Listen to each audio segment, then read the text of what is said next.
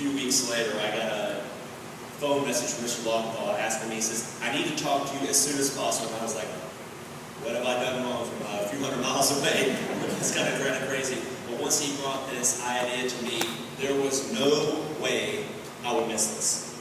Absolutely no chance for that. And I was truly honored that he would think of me enough to bring me back.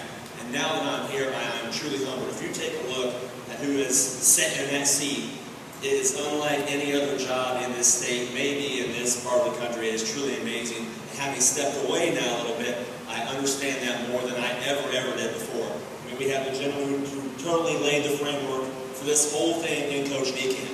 I mean, enough said about that. He had truly laid the groundwork for what this program is today. From there we have Coach Sweeten who built it into this true state power. And then to now have Coach McLaughlin run with it, who could absolutely, what he can do here is mind-boggling at a young age, already being there twice, having already won it. It's amazing. Most people would not have one coach that has the ability, but would have these three guys that walk through these halls, go up and down these sidelines. It is a special place, and it truly is.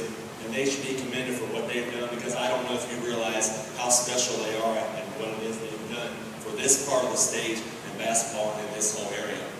Now, what I think, he asked me to speak basically about Ottawa-Glenorchy basketball, and you could go on for, you could speak all day about it. The thing you think of is it is truly a family-type environment. From the time you're in kindergarten up to the time you graduate, there's a mission to this whole thing. I mean, A, you want to play hard, play together, and B, as a team, and every person in here has been part of that, and will continue to be part of that. Now today, you get your championship ring, and that is a great thing, but trust me, you will not think one thing about any of the games you played in.